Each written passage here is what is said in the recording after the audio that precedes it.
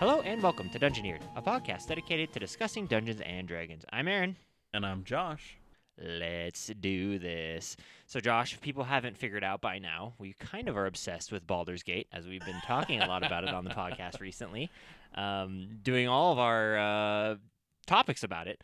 And I'm kind of going to build off that again today for this Lukewarm Open. And in specific, I wanted to talk about Oathbreaker Paladins. And the reason for that is because I really like how they did it in Baldur's Gate.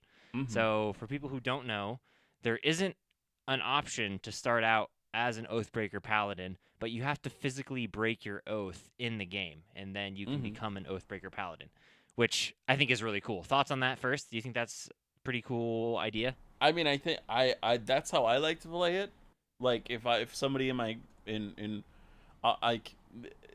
there would have to be a normal pact that was formed or an oath that you would have broken beforehand before you become that. So at least like making that a part of your backstory is important, or I think a part of it. Okay, well that's kind of where I was gonna go here. Is in Baldur's Gate you literally have to break your oath. I don't even remember how I did it with my character, to be honest. I don't remember what I did, but mine you was do something stupid. that goes against your oath.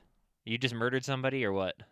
I mean, I just decided, hey, these people are gonna attack me no matter what, so I am going to just Smite them. well, I'm gonna instigate it ahead of time because like they were already like, oh, we're gonna attack you, so I'm like, okay, I'll just hit the attack button and attack these guys since they're clearly gonna attack me, and I don't want to get surprised by it because What clearly, people were like, these in the game?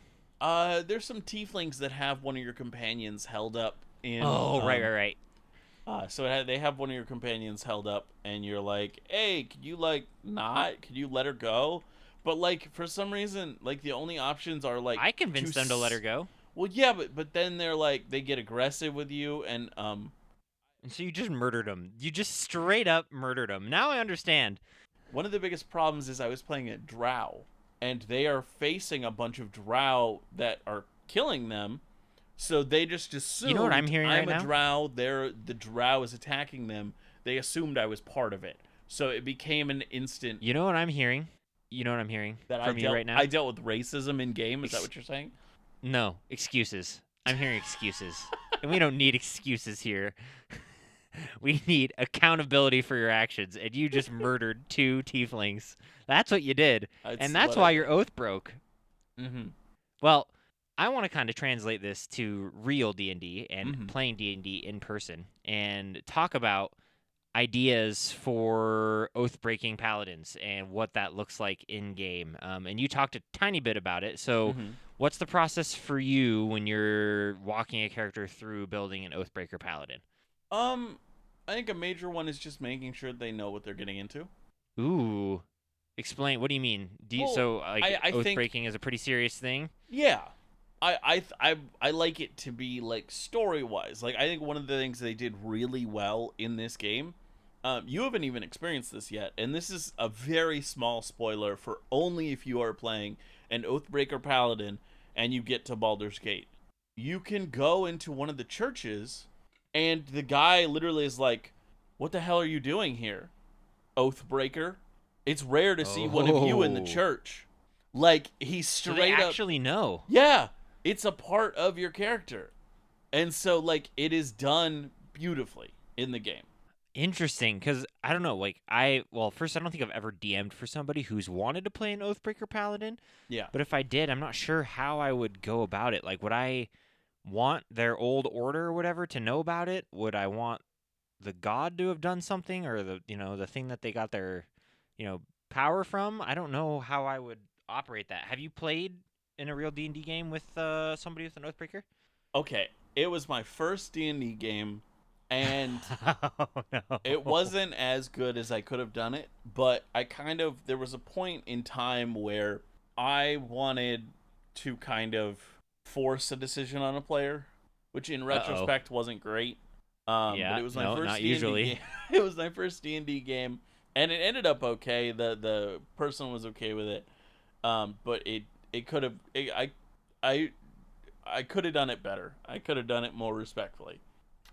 This individual was a paladin. He was a paladin for most of the game, And so I had um this enemy pretty much be like this powerful entity, like near end game type stuff, pretend pseudo pretend to be his god. So he had to choose, either he was going to follow his god or he was going to break his oath and save his friend.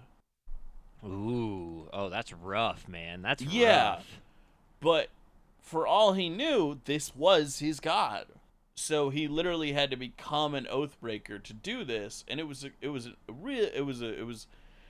as cool a moment as it could have been, like, because I was just a new DM and I wasn't able to kind of do it as cool. But it it, that was kind of the scene that was set up, was either you break your oath or your friend, or Now, you kill your friend or whatever. this brings up an interesting point, though. If you're tricked into breaking your oath, does that make you an Oathbreaker Paladin still? Or I is was there. making it be that way. That Because might that not would be be an how interesting it would be character. exactly how it would work, but that's how I was playing it as. Yeah, because I'm trying to think of, like, if I was an all powerful entity who granted, divine smite capabilities to people, and my follower got tricked into breaking his oath, would that to me be like, well, you broke your oath still, so that means you're willing to break your oath. I will So say you're an oathbreaker now? one of the main things about it that I made it be was that he had to like actively choose to go against the oath, and as if he was like physically like, I am breaking this oath. So Huh.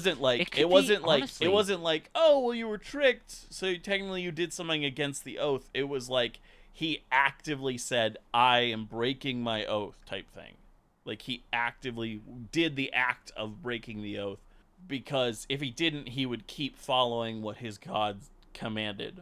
Yeah, I don't think, I mean, as a DM, I don't think I've DM'd somebody who's been an Oathbreaker Paladin.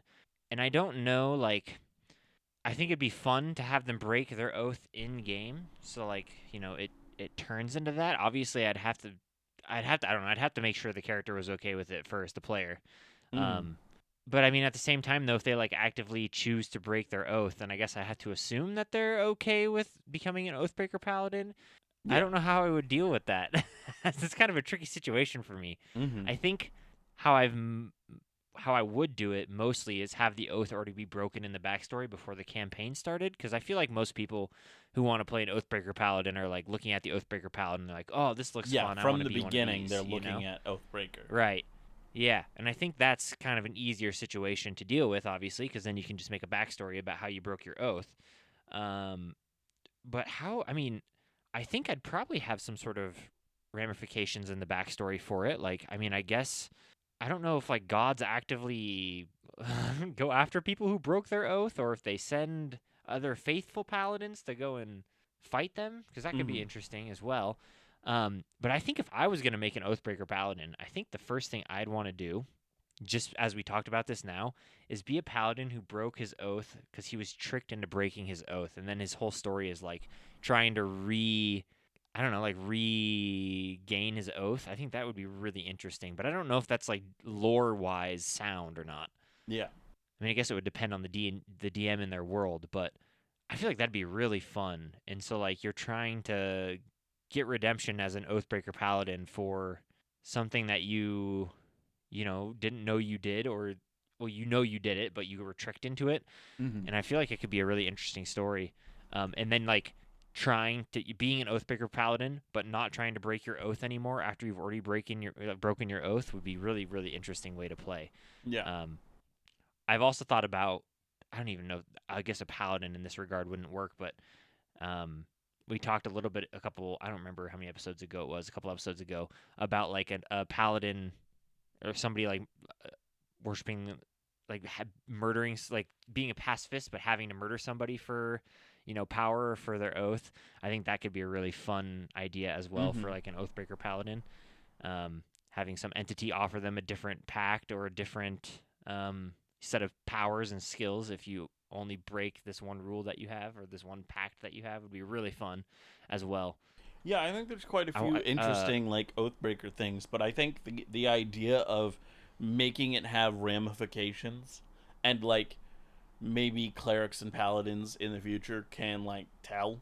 you're like marked in some way would be really fun, but it would be similar where I would need to make sure that is what the others are, like the player is okay with. Yeah, no, I think I'd want to do the same thing. I mean, I don't know, unless you like had some sort of set standard before you came into it, like, if you do these type of, actions in my game, there are ramifications, but I feel like it could ruin a lot of fun, especially if you're gonna play like a fun build that you wanted to or whatever. Mm-hmm. Yeah, well, I think that's pretty much all I got for the Lukewarm Open. Yeah, I did I have think an that was a idea pretty during good the one. middle of this though, um, that I think would be really fun to do, which would be Mm-hmm. to go through the whole process. I think we've kind of already done this a little bit, but go through the whole process of making a character, and then one of us plays in each other's games, and then report back on how that process went. So we make a character together, and then have like a guest appearance in a game, and then come back for Lukewarm Open and discuss how it went and what happened. I think that could be kind of an interesting thing to do. But anyways, that's beside the point. Yeah, I think that would be pretty cool. Um, Logistics of making that happen might be a little bit more difficult, though. well, I mean, yeah, I mean, my game is online, so that wouldn't be too True. hard. Um, True. True. well, I think that's pretty good. I think we can begin on the topic for Yeah. this What do week. you got Which for us today? Is it related to Baldur's Gate? It better be. it is, and it is a spoiler Threat. free. It is a spoiler free episode, as this is kind of leading up into, like, at the very end I talk about what just happened to them right as the story starts. So, like, where you can encounter them in Baldur's Gate, this has just happened to them, and it's obvious that Okay. this happened. So it's a little bit spoilers, but not like it's literally for how you first see them in the first act. Cool. Okay. So, we are going to talk about the Grand Duke Ulder Ravengard. Now, he Yeah. is one Cool. of the dukes of Baldur's Gate. We're talking about him, and he is an important individual in Baldur's Gate. He is a lifelong member of a group called the Flaming Fists, which are a mercenary company in Baldur's Gate, which serves as a city guard. So they're like a mercenary group, but they're also hired as the city guard. So it's kind of this weird, like, Ah, are you a mercenary group? Are you the city guard? What are you? Are you a governmental group, or are you your own thing? that's kind of awkward ramifications. I'm not gonna lie. Yeah, and I mean, it got worse. It gets worse in his story, which it's fine. It's its own entity. It's whole thing. Um, and he kind of went through the ranks of this flaming fist quickly because of not just his fighting prowess, but also his intelligence both in and out of combat. Now, his main story, all his kind of life takes place when Abdel Adrian, the main character called the Ward from Baldur's Gate 1 and 2, dies.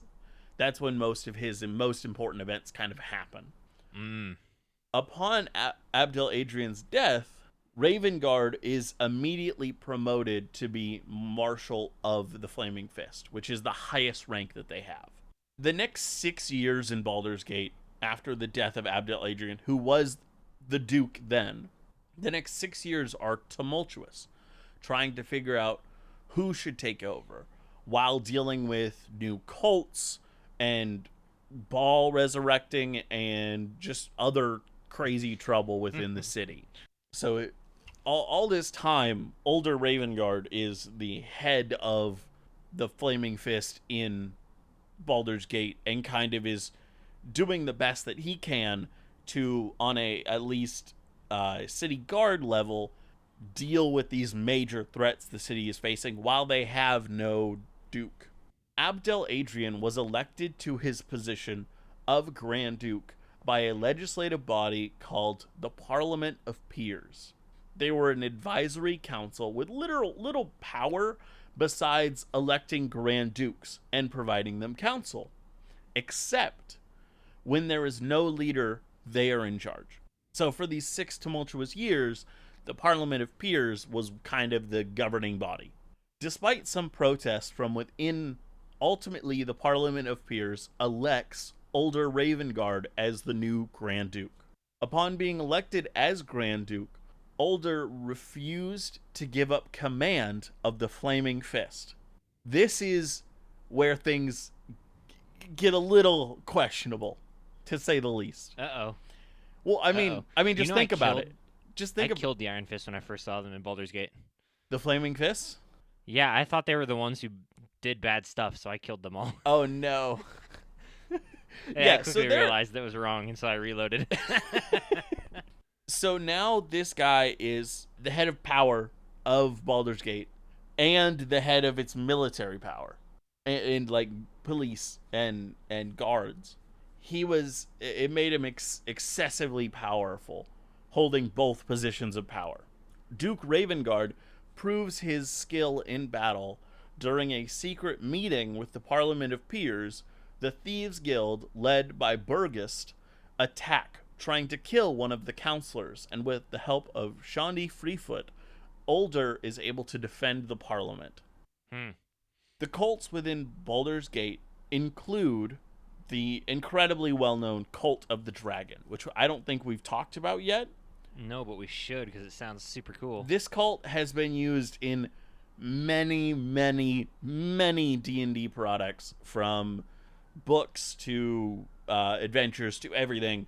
They are like the classicest big bad evil guy. If some cult is involved, there's like a 75% chance it's the Cult of the Dragon.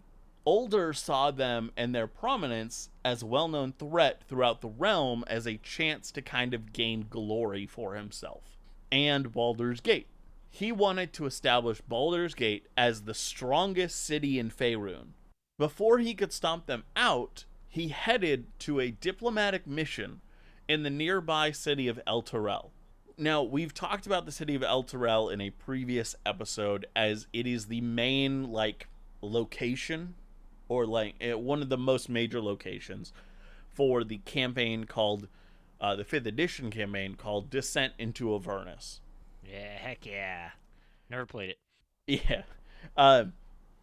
In that, El Terrell was known as like the city of two suns, as there was this like giant sun that lived above the city. Turned out the second sun was kind of like the seal of a magical promise. The magical promise was, hey, you saved us like 1,000 years ago. Or I can't remember if it's like 100 or 1,000 years. Like, it's like, hey, you helped us a really long time ago. In 1,000 years, you can steal the city and bring it to hell to to have everyone in the city fight in the Blood War, which is the war against devils and demons. Yep. Yeah. So this guy made this deal, and part of the deal, or at least like how this individual wanted to use it, was he specifically had Ulder Ravengard in the city when it was going to happen, so that when it teleported, Ulder Ravengard was also in the city when the catastrophe took place, which teleported the city into the first layer of hell, Avernus. Now, in Descent into Avernus, the whole storyline is, hey, can you go to Avernus, find out what happened to the city, and see if you can bring it back? Which is a really cool storyline, honestly. Yeah. Yeah. No, it's awesome.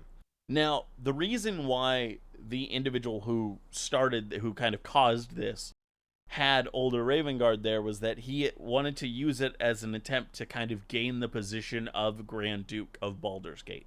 This does not work for them. Uh-oh.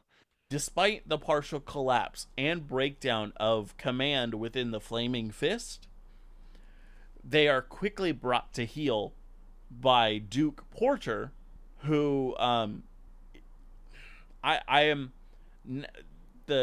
saw so many different things talking about the governmental structure of Baldur's Gate, and I can't tell whether it's like there's a Grand Duke and then there's smaller dukes, or if it's like a council of dukes, or how it works exactly. But well, usually, I mean, feudal societies usually are Grand Dukes and then dukes underneath them that that have their own duchies. So usually how it works.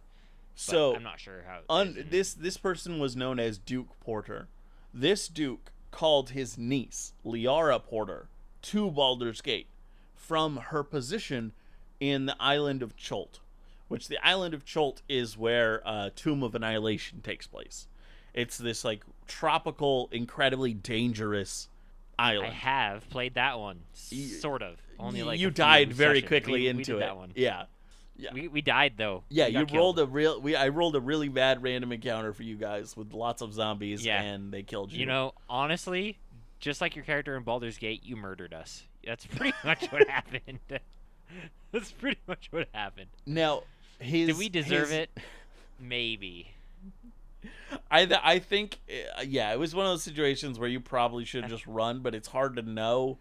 And I wasn't good enough as a That was DM. I real was bad. really young as a DM, so like understanding that like I'm just gonna roll this random encounter and trust that You know, the game knows what it's talking about, so it wouldn't possibly throw yeah. something that's too hard I think for a we low level all party. have. I think we all have stories that start somehow. I was a new DM. You know, Yeah, I think we yeah. all have stories like that. So this duke called his niece Liara Porter from Cholt to come because she was the highest ranking. She was a marshal in the Flaming Fish. She was the highest rank they had. She was just stationed in the Flaming Fist organization in Cholt. So he's like, "Hey, I need you to come to Wow, Baldur's they're all Gate over the place. because oh yeah, they're all over. They're a huge mercenary group." He's like, "Hey, I need you to come here and take over because they are." It was bad. It was really bad from what it sounded like riot level bad. Like they just as soon as they didn't have a person in charge, they went wild. But she comes in and quickly reins them all in, and she takes over as kind of temporary leader while Ravengard Mm. was stuck in hell. When Elturel returned to Faerun, Ulder Ravengard, with a retinue of Flaming Fish soldiers, began their trek back to Baldur's Gate. Along this trip, they come across an inn called Joaquin's Rest, an inn on the Sword Coast near the kind of edge of the nation Elturel resides in called Elturgard. This is where they were attacked by goblins and drows belonging to a new cult. And in the attack, Heck yeah. they burned Joaquin's Rest to the ground. The remaining Flaming Fist took a reading of the area, got all survivors, and realized that Ulder Ravengard was kidnapped by this cult. That is the history as we know it currently of Ulder Ravengard. Kidnapped And by then a I new looted all their cult. corpses and sold their armor to a merchant. But yes, Joaquin's Rest is in Baldur's Gate 3, and that is where he is. That is why he is saying, Aaron is saying that, because he is saying that when he first encountered them in Joaquin's Rest, he didn't realize they were trying to break in to check for survivors. He thought they were the problem. Yeah, it looks like they burned it down, you know? It looks like they burned it down, so I just murdered them. That's pretty much what I did. But Ulder Ravengard is an interesting individual, and kind of seeing how he is played out in the game is fairly interesting.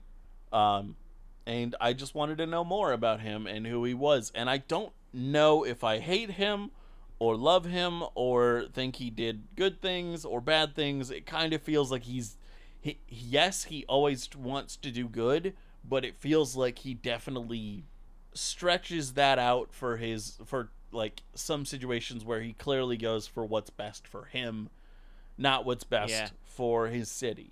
You know what? And I may have messed up here. I have never met him in game yet. No, I don't think you would. Yeah. I was like, I don't think I've met him yet. I have I have the quest to find him, but you don't encounter him until Act 3. yeah. Yeah. And I'm like, man, I searched the I don't Underdark want to pretty spoil thoroughly. anything, so I don't want to say more while we are in this conversation. But afterwards, I yep, can tell you yep. something if you would like. I mean, I No, think I'll you find know. Him. I'll find him. I I'll hunt think him down. I think you know the basic thing that we can't say for people to not spoil. Oh, absolutely. Yeah. Yeah, absolutely. But that is where we will leave off our topic. And So what are we gonna create? What's your thoughts? What are we doing? well, we could create a individual who starts a mercenary group in our new world. We could create a person who's like the leader of a city or town or like I don't how do where do you want this to go? Do you want it Boy, to be a mercenary group? Do you want it to be a person who's about to start a mercenary group? Like how do you see this? boy. Well, I mean, let's. Oh, man, I was gonna say let's do a little recap of what we have so far in our world. Right, we have these like pillars, if I'm not mistaken, that are pretty much the pillars of the world. Yeah. If they're destroyed, the world collapses and breaks. We have gods that are tethered to them, that were created to them, or that tether themselves to them, and then the people who tether themselves can become gods, and that's kind of what we have so far. That's a really loose summary, right? That's kind of what we've made so far. Mm-hmm. I think we should, he was a duke, a grand duke, even more so. So Yeah. we should make some sort of nation, or we should make. Let's start diving into some people groups here, because then we can kind of build. I want to do a little bit more So foundational work. So let's I let's definitely think we need more foundational work for sure. We're very early on in this new season. yeah. Um, Yep. my question is, where do you think in this world they would draw lines? Would they be?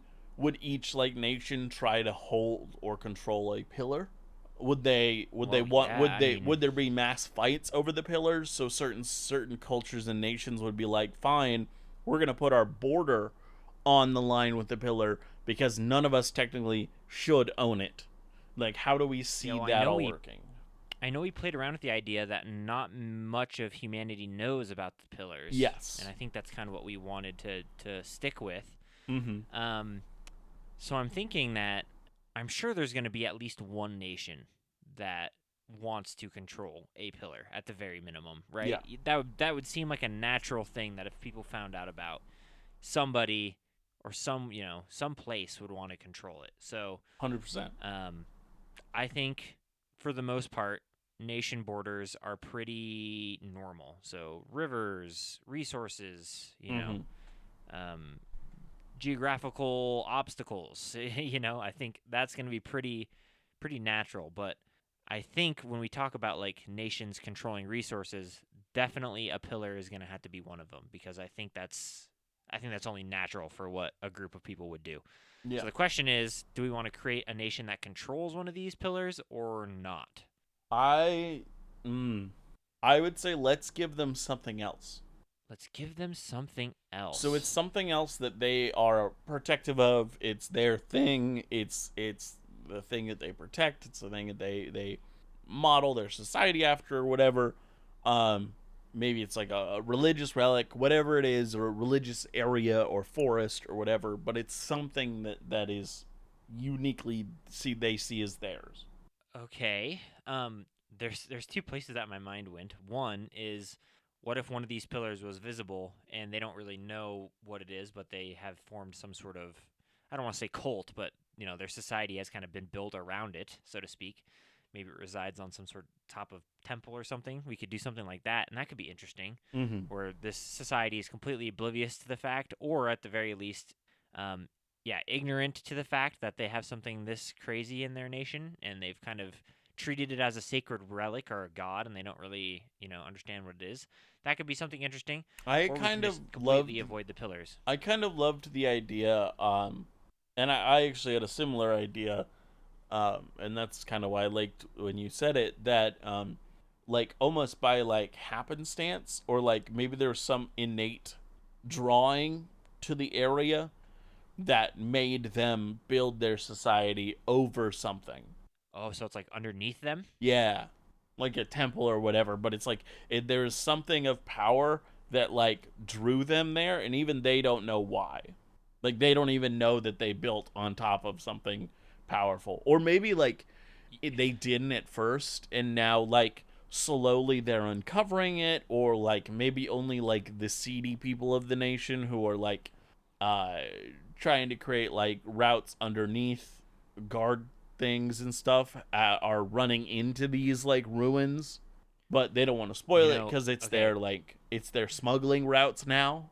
we I've referenced Critical Role quite a bit in this season so far. Um, but it could be interesting to have a villain of some kind, um, just have taken over this location, whether it's a city, whether it's a whole nation, and is using it for something bad. And, Mm-hmm. maybe it could be a player's backstory that is involved with it.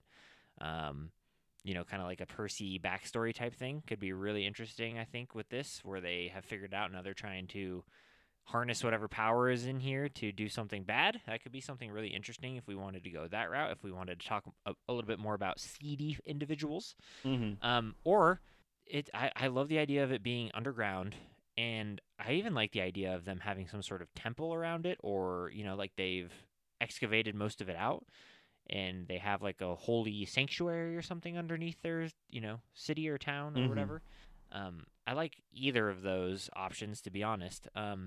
And I my first thought was this being in such close proximity to this pillar.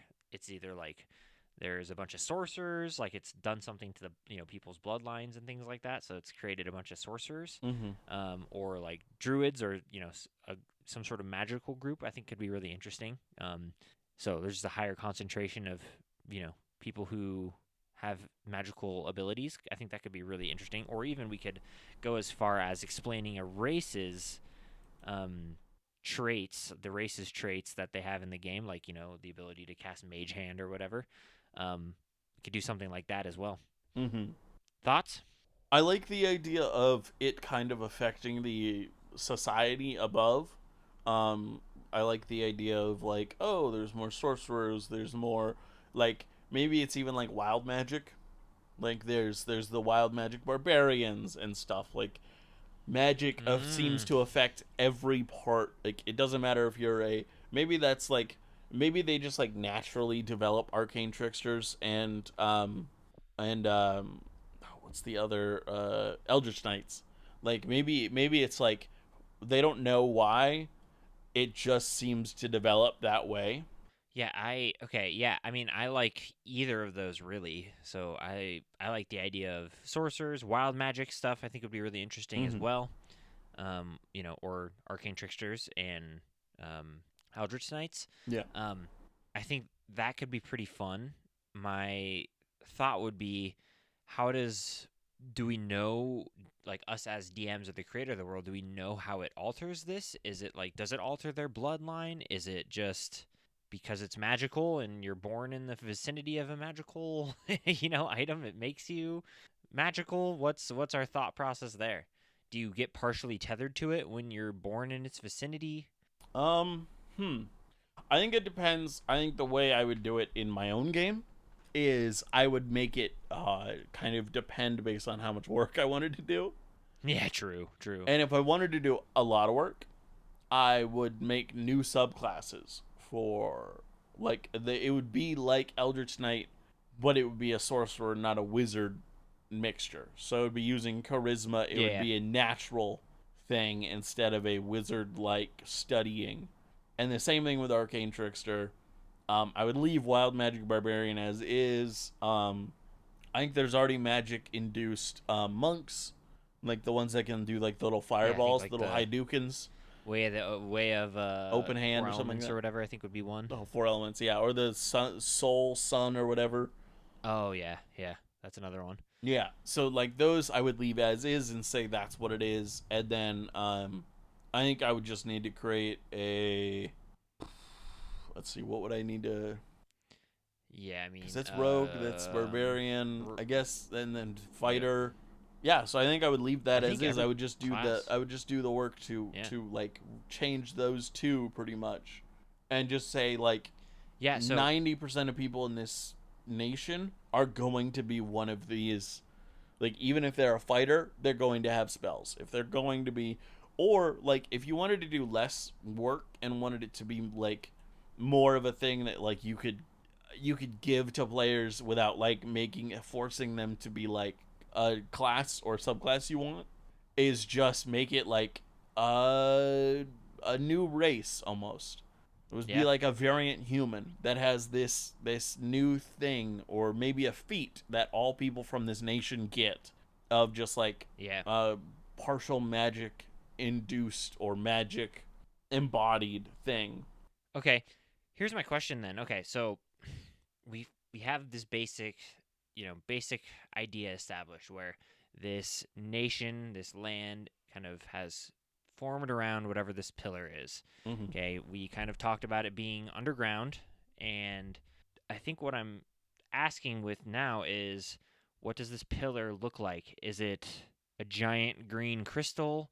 Is it like what, like a rock formation? What do we see this pillar look like? Because I think that's going to help us form what our society kind of looks like around it. I The think city or place that we build. because because we're making it a tower, or because we're making it a pillar, and not like some holy land or something. Like we're making it just a pillar. I think if it's gonna be underground, we just make it uh like a vein of an ore. Like it just kind of looks like that, but it's like this insane magical essence thing. But it just looks like a vein of some sort of unique and incredibly powerful ore. Yeah, I had two ideas. One was like a giant green crystal or like a glowing green crystal, like make it really obvious, which I think could be really fun. Yeah. Like this chamber where everything is kind of lit up green because of this giant crystal. Mm-hmm. um, that extends down from the ceiling or extends up to the ceiling. I think could be really fun. And then the idea of like a vein of ore. Do you think if we went this route that the society would have mined it out so like it's exposed ore, I don't or think is it they know mostly about it. hidden? Oh, they don't even know about it. That's what I'm thinking. Like, I don't think they know what's affecting them. I think even if we made it like a holy temple underneath them that they just happen to build over, I think it's from like some ancient society, long forgotten. Maybe it's even like straight up like a Tower of Babel like thing where it's like the gods smote them so that they would all forget because they sinned or they did something bad or whatever. What if Um, what if we wanted to be really sneaky about it and throw a lot of hints in this society, and we create this society as like an underground, like a mostly underground society, and the light sources they use are like these green crystals that pop out from the ceiling, and they're actually connected to like a bigger thing, and they just have used it forever as like a light source to keep their city um, lit underground. I think that could be really interesting, hmm, but it's actually something much bigger or much, more important. more than they even understand. I like that. I like that. Like it is something that has become so day to day, but they don't even know what they're really engaging with. Yeah, and sure, maybe they've each little crystal that's kind of exposed, maybe they've, put little amplifiers around it or anything like that to increase the light, but this society's been here forever. They never investigated what this actually Okay, is. It's or just or maybe they tried the and day they to just day. weren't able to figure it out. It I seemed like that it too. like maybe it's like something that is so powerful that when you cast identify or detect magic, it comes up as having no magic whatsoever. Yeah, I mean, like it overloads your Yes. your spell. So they always thought, My oh, other it's just thought this was, mundane thing, not realizing it's because it is so powerful. yeah, my thought would be that if you casted like an identify on it, or you tried to identify, you would just get like a strong source of magic, but it doesn't have any innate power. It's just magic. Mm-hmm. Like, so these people discovered it was just magic, and well, there's nothing else we can really do with it. Like it's just a magical rock. Like Yeah. I think that could be something we went with as well. And Yeah, the main thing is I want them um, to have stopped trying to use it. Like they, for some reason, they thought, oh, it's not important, or it's not powerful, or whatever it is. They're not trying. Like maybe there's like one or two fringe groups that are, but like the majority are not. or And I, we could eat. I mean, yeah, I want that as well. But I think maybe you could also play like the main pillar has much different properties, but the extensions, like the crystals, mm-hmm, the arms of the pillar, they just come back as oh, it's a level 1 light spell. Like it's just it's simple. It's a simple mm-hmm. divine magic light source. That's pretty much all you get from it. Yeah. Um, Now and maybe we did talk about something about how like they cycle and they kind of one dies while the others kind of take yeah, over and then What if one of the main things that's happening is this is the one that's dying, the one that has a society kind of unknowingly built upon it? Well, okay. I think we could. Yeah, I think we could really flesh this out actually, and um, I think what we should really do is the society knows that this happened, and maybe it's called like the dimming or whatever, where the city goes dark when it's cycling, like it's dying. But you know Yeah. how we talked about them cycling, so like it's the dimming season, or I don't know what we'd call it, but they have like a I think it's whole like that every um, thousands of years. Like it's not it doesn't happen all the time. no, right, exactly. But maybe What if they what if know. like they're normally like barbarian spellcasters is what it would normally be, and they become wild magic barbarians during the dimming. Hmm. Like Like they lose magic. control of being able to Yeah. cast their magic. Yeah. And so they become wild magic sorcerers during the dimming type thing. That could be interesting. Yeah, I like that. I think that could be really interesting. Mhm. And I think what we would do is I would have, maybe I don't know if like we wanted to play off of the traits that like druids get, where they get like extra long life or whatever. So some of the older members of society remember the last dimming, Mhm. or their stories of the last dimming where these events have happened. So they're, it's not like they all of a sudden start blowing up fireballs in the middle of the street on accident.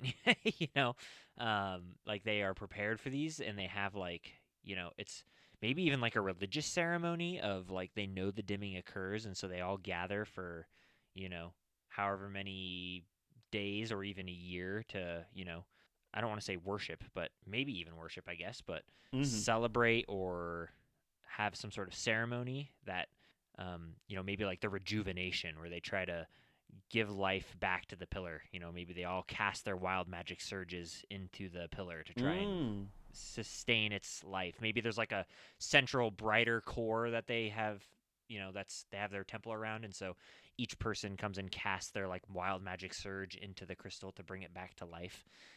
That could be really fun too. Yeah, that would be interesting. And maybe like cuz you were talking about like some sort of devices to try to like amplify them, like amplify the light and stuff. Maybe those are like a weak attempt to try and like prevent dimming from ever happening again.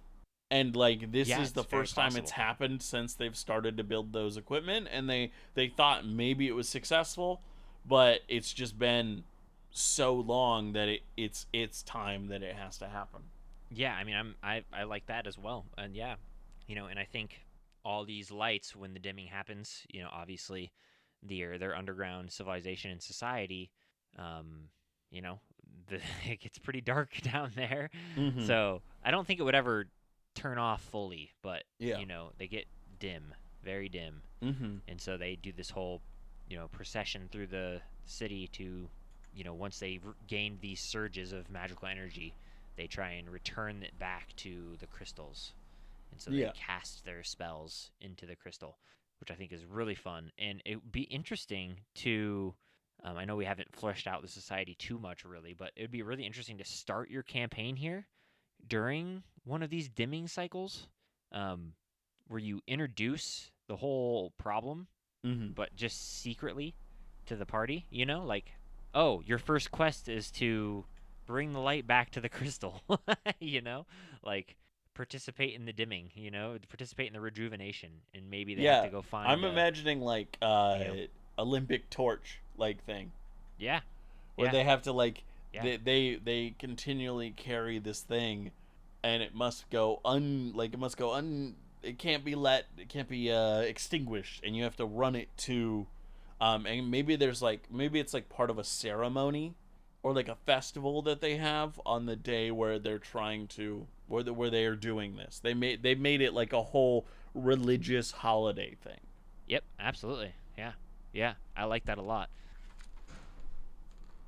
Maybe it's like they have this as you were saying, this like Olympic torch. I even maybe could see it as like a like a medieval holy cross. Obviously not a holy cross, but like they wheel it through the town, and everybody uses their magic surge into this, holy relic that they push through the town. And as they push through the town, as like partially like a parade, I guess. Yeah, it's crazy. People They cast their use this spells into it. cross. They say Jesus. It's wild, man. Yeah, It's like yeah, yeah. why did you pick any of these things? Oh, we don't know. It just kind of Yeah, is what we always have it's done. Oh, but then they deliver, they deliver The payload, this. as they should.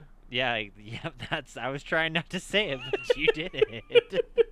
Deliver the payload. No. But they deliver this relic to the crystal, and they, unleash the magical energy that's stored inside to rejuvenate the crystal. Yeah. And they do this, often, I guess, because I'm assuming one of them wouldn't work, right? It wouldn't like. Do you see this working, or do you see this like kind of working, That or was gonna be sometimes my it works? question to you. I, I think, I think, I don't know. I don't know if I want it to actually like somewhat actually delay the effects, or if I want it to Yeah. do literally nothing, because this is such a massive force and like such a holy thing that this has to happen every few years. Like this is a required thing. So maybe because it's this Man, I like major both. required thing, it is not, their little attempts do actually nothing. But there's also something nice about the idea of like, well, it did help a little bit. It delayed it like 20 years or so. Maybe we can have the whole problem of the dimming is happening more and more, and these ceremonies are actually helping, Mm. but it can never fully repair it. So the dimmings are more often, and maybe they even have people who can predict the dimming, predict when it happens. Hold on. There is a major current event called in it's in South Africa right now. The first Republican debate. That's not in South Africa, but um, Yeah, true. in South Africa, their electrical system is so old and not upkept as it needed to be. So they are having these like forced power outages where they're like, "Hey, you're not gonna have power for between this time and this time on this day," and I forget what they call them. They have a name for them. Um, it's like load shedding is what it's called. So they It's like to they prevent the grid from blowing up or whatever yeah, because there's yeah, too much power. to deal with the like increase of population and increase of like the kind of energy they need to pull out of these old electric machines, like the Yep. old electric system.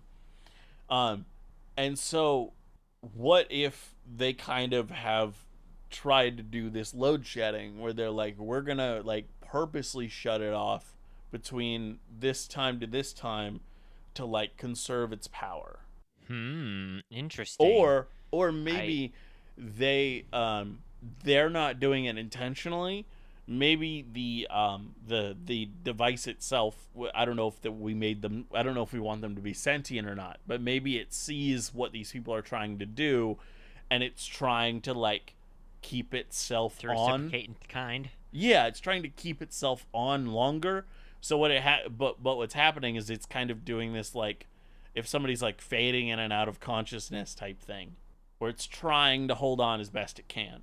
Honestly, I like a combination of both. I love the idea of the magic helps.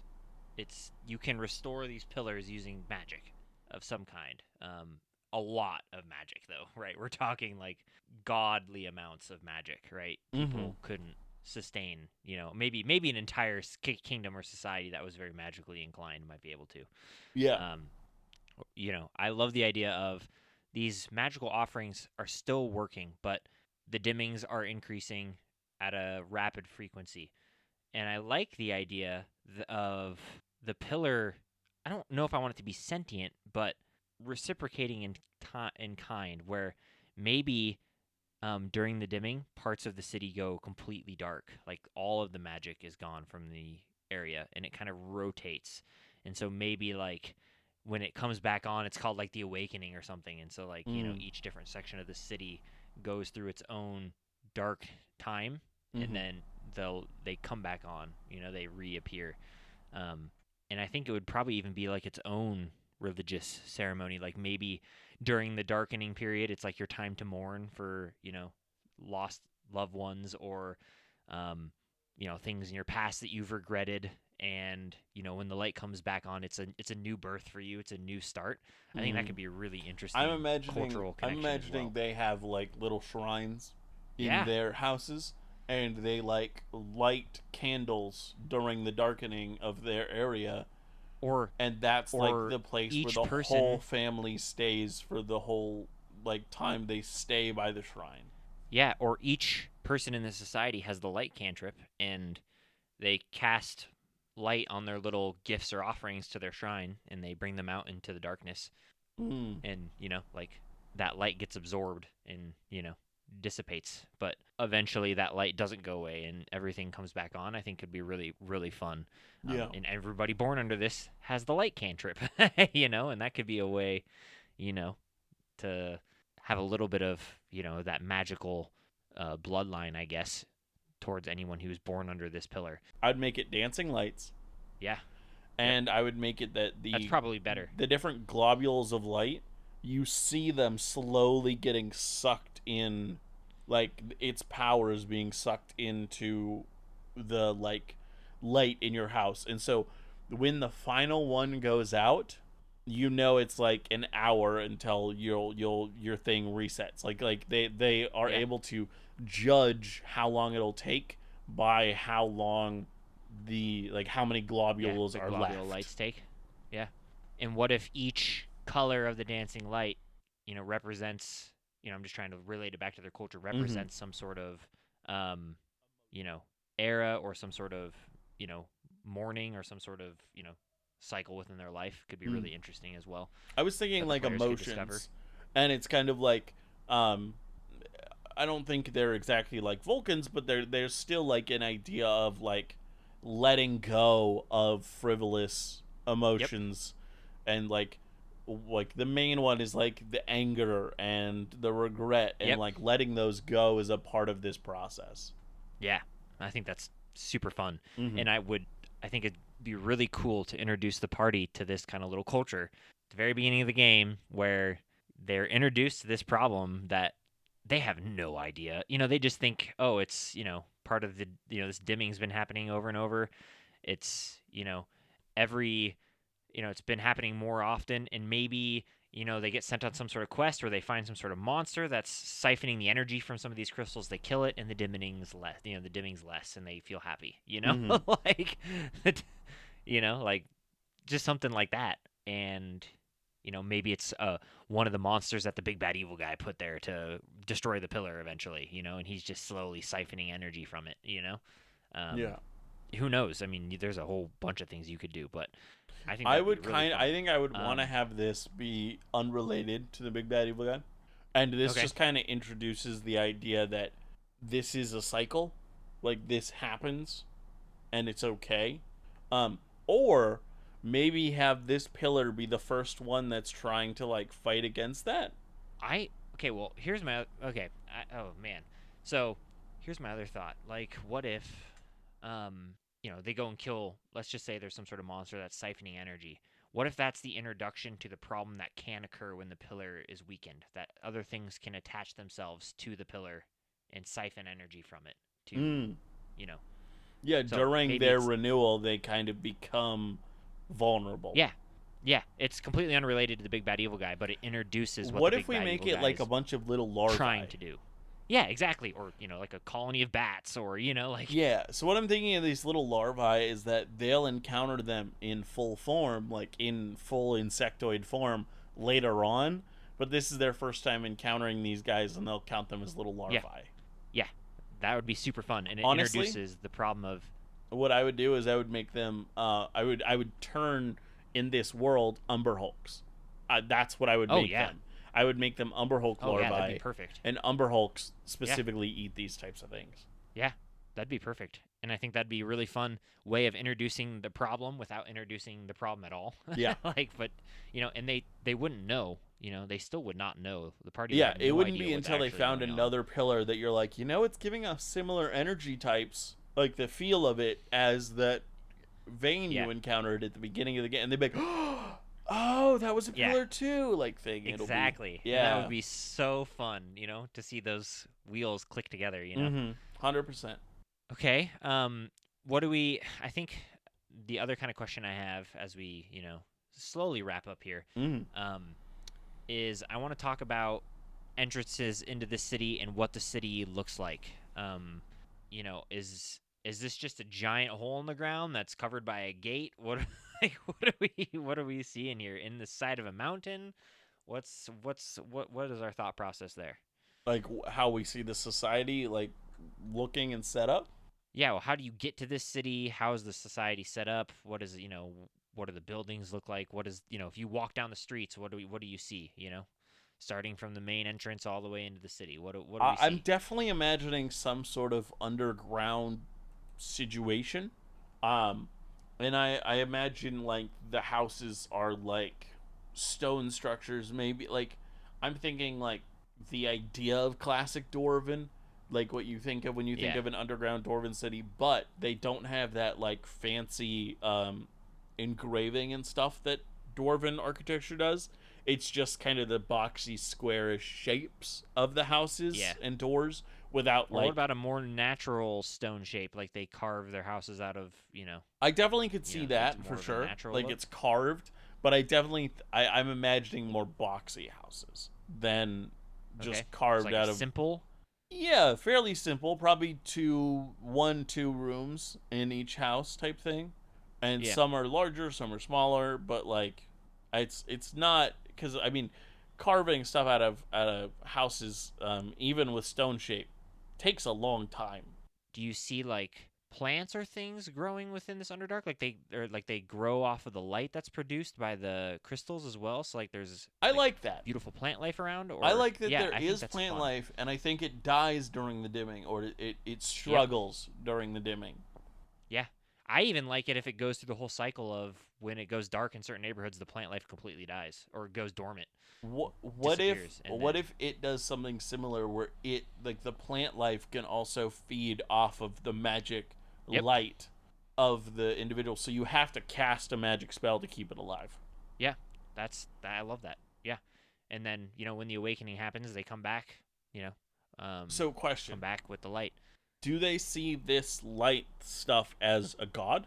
And if so, I do they don't see know. plant life as part of this god? I don't know. I kind of don't see it as a god. I don't know. I just see it as something that's like they revere. I don't know. Like Yeah. I don't see them thinking it's a god, but I don't I see them having reverence for it for sure. Mm-hmm. But I don't think they think it's a deity. I think I picture this society not worshiping gods at all.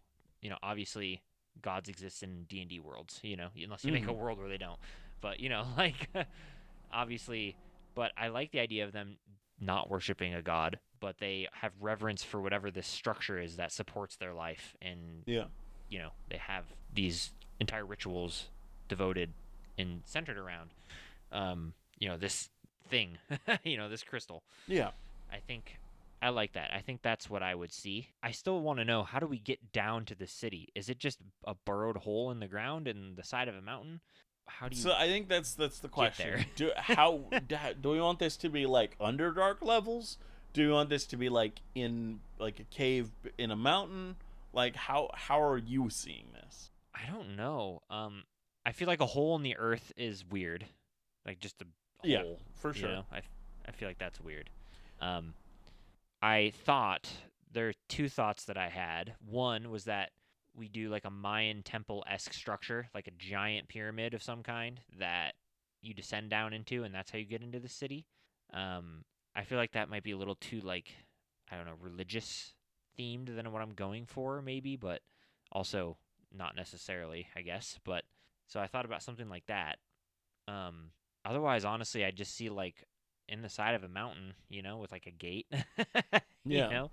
Um, that might be the other option I thought of, but I don't know if I'm happy with either of those. Same. I'm not sure how I want it or how I'm imagining it, but I'm not happy with any of the ideas I've come up with. Yeah. The other thought, I had one other thought that kind of plays off the plant life, and it's like a forest where all these tree roots kind of descend down into this cave, kind of like you would see in like South America, where you could like cave dive into the water, the super clear water with all the fish. But it's these roots and stuff that you like climb down, and maybe they form them into like like a walkway down, spiraling into the cave, and then it, goes into their town. I thought about that too, which I kind of like, but I don't know. I feel like there's a transitionary period that I'm missing in that. Like I can see the beginning of like this cool formation in the earth Mm-hmm. that has these roots that hang down because there's all these trees around, and you can pretty much just climb down the roots, and you get onto the ground, and then maybe there's well, that here's another thought. Maybe that hole that you climb down on the branches leads into the very center of the city, and that's the only natural light that's within the city, and maybe that's like its own special quarter. Maybe that's It's a you know, garden in the middle of the um, city. yeah, I love that. That's a great idea. Where it's Yeah. like this whole huge garden, and then you disperse into the city that's underground from there. Maybe like the number one way to get there is people just literally cast Featherfall and just poof, drop in. Yeah, yeah, I love that idea too. Yeah, Um, Getting out seems a little complicated. Like if you have like lots of supplies and stuff you have to get down, but yeah, that would definitely be a problem. I'm not sure what the logistics would look like for that. Yeah, unless we just had like a I don't know, some sort of ramp made of vines, or maybe they have people who control vines and they can like pick up carts and stuff. I Yeah. don't know. That's maybe something like that. But I like that idea of there's a hole that descends down in the middle of the city where this beautiful natural garden is kept and created because that's the only place where there's natural light. And then you can descend down these vines or jump off with featherfall and things like that, and then you disperse into the city from there, Mm-hmm. where where these green lights exist to create plant to you know um, light the city and promote plant growth. Yeah, I like that. Cool. Anything else we want to make here? Anything else? The people here, No, I guess, really I quick. mean, People here, what do we sense them being? It's just a normal, like, do we sense them being like druids? Do we sense them being? I I think they could be whatever, but I think most things are magic affected. So even if they're a fighter, they're Honestly, magic infected fighter. yeah. I mean, honestly, I think how I would picture them is, um, pretty normal folk, but a little bit on this like simpler side of life. So they, like they grow their gardens, they enjoy, like the they have this magic potential, but they like to use it for the simpler things of life of growing a garden. Of I'm not saying I guess that's simple, but No, but they're just they're hobbit more like like a in that way. They're not yeah, stupid or like yep, or seen as lesser. They're just simply they prefer not to be involved in the craziness of a lot of the yep, politics and weirdness of the world. yep, exactly, and that's how I see it for sure, and I like that. I think. Mm-hmm. One more question before we end is this controlled by like is it just like a leader? Is it a I think like council? I kind of don't see like it as a a council. tribal council type A thing. sage. Yeah, Yeah, like yeah, sages, yep. like a I group agree. of like Like a elders or wise elder. sages, or I like a group. I think Yeah. it's a group. I think this is I don't want to say Yeah, I a think it's a group of elders, socialist probably. society, but like I don't think that's too far off. I was gonna say they should be called the tenders because they tend the group, but then it sounds like chicken tenders. I was gonna say So- chicken is quickly rules that one out, my friend. yeah, but something along those lines, like they're the elders of the community. That, yeah, I like that. That's good. Cool. Well, Yeah. thank you for listening to episode 103 of Dungeoneered. We are, if you would like to write to us, you could write to us at dungeoneered@hotmail.com. If you listen to us on any podcasting apps that have ratings and reviews, if you write a review, it really helps the show. And we really appreciate it. It really kind of shows other people like what they're getting into and stuff like that, and we appreciate it. Um, Anything else you think I should add, Aaron? No, I don't think so. I All still right. haven't received any cookie recipes, so Yes, we also love to receive recipes. If you have any good recipes, we are all here for it. I'll probably try and find my official D&D cookbook, and I'll see if there's any good cookie recipes in there for you. Oh, heck yeah, heck yeah. Well, thank you all for listening, and as I always say, always